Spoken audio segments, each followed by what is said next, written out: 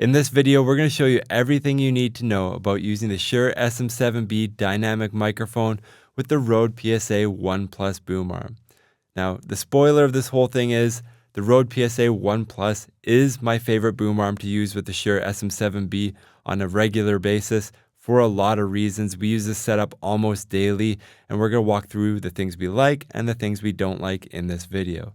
First of all, if you are looking for pricing or specs for the Shure SM7B, the Rode PSA1 or any of the other accessories that we have in this video, please check out the links down in the description below where you can find current up-to-date pricing from a variety of online retailers to make sure that you are getting the best price possible.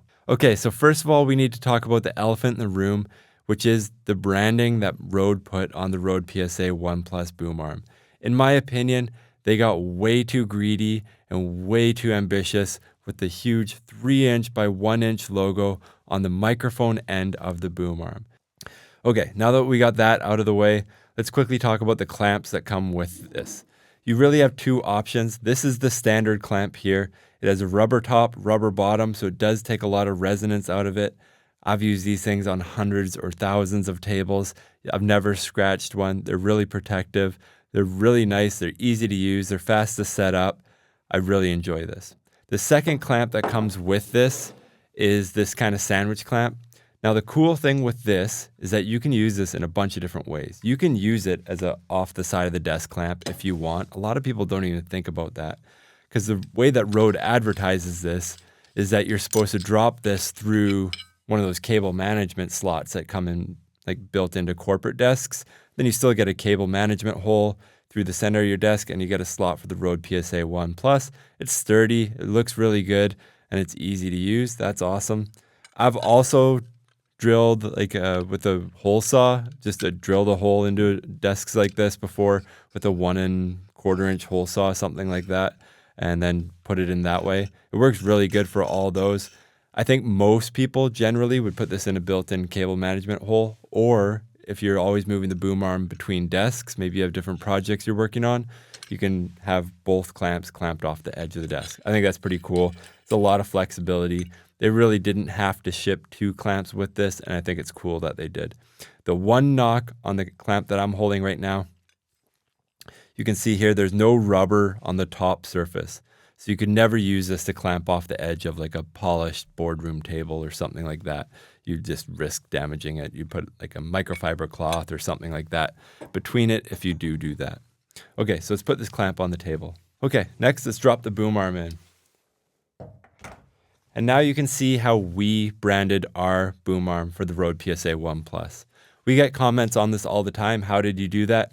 There's a couple different people that have done different things. I think Tom Buck has a solvent that he uses that he scrubbed it off. I think it took him like 5 hours or something crazy to do a really good job of it. So that wasn't really viable for me. I just don't have that patience. So coming from the film industry and having tons of gaff tape around, I just put 3-inch black gaff tape. I have links to this down in the description below over top of it. And then I just got a vinyl decal with our logo on it. So here you can see the original Rode PSA1 as it comes out of the box. And here you can see the branding that we put on it. And I happen to like the way that ours turned out. Next, we can mount the Shure SM7B to the Rode PSA1 It's pretty straightforward. There's no extra pieces or adapters or anything. Everything that you need, you just plug and play. It just screws right onto it. Now, the Shure SM7B does have some limitations with some stands, and I want to show you what that is. At first glance, it looks like it all works perfectly until you connect the XLR cable. One issue that you can have, if you see here as I swing this around, is that the tail of the XLR cable can hit these little bolts that are on really end of the stand.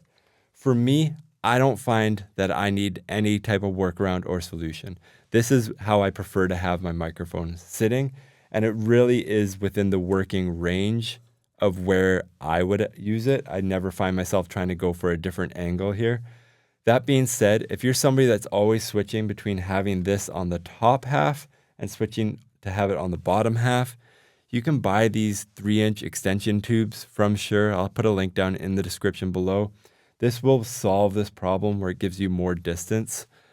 I don't think that's a problem for 99% of people. If you use it, if you look at how I have it set up, I think this is how most people would have it set up, and it's pretty comfortable for me to use. Next, let's talk about the cable management. There are these cool little clips here. Actually, I'm just going to leave a little bit of cable room. It's really easy to put it into these clips. You can see how fast it is. 4 quick clips. I do just want to be completely transparent that I've worked with about 20 of these or so since they came out, and a year and a bit since they've been out. This clip here is broken. It's the only clip that I know that's ever broken. I take cables in and out all day. This one broke right off the hop, straight out of the box, brand new. I just put my thumb on the top of it like that, and it broke off. So I think that was defective. I've never heard of other people having the same issue, but this is kind of one of those things where it's a pain in the butt, and every time you put a cable in it, you realize it's broken, but it's not a big enough problem that I want to go email Rode or get a warranty or do any of that. It's just kind of broken, and that's how it is now. Okay, so as you can see here, if you leave a little bit of cable slack, which I did, then you can really orient the microphone however you want, which is actually really nice. So you can have it up high if it's on the side.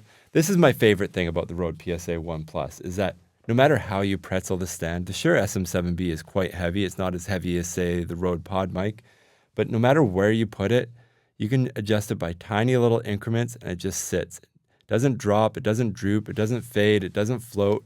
Other stands from really expensive manufacturers are always moving around. I find that when I'm using those stands, I'm constantly thinking, like, what is the stand doing? Where do I need to tighten to make this happen? The Rode PSA1 Plus is quite comfortable. If you have any questions about this setup, please leave a comment down in the comment section below. If you're looking for pricing or specs for anything that you see in this video, please check out the links down in the description below. We have current up-to-date pricing from a variety of online retailers to make sure that you are getting the best price possible if you're looking for anything that we mentioned here. And if you want to see more videos like this in the future, please like and subscribe. Thank you for watching.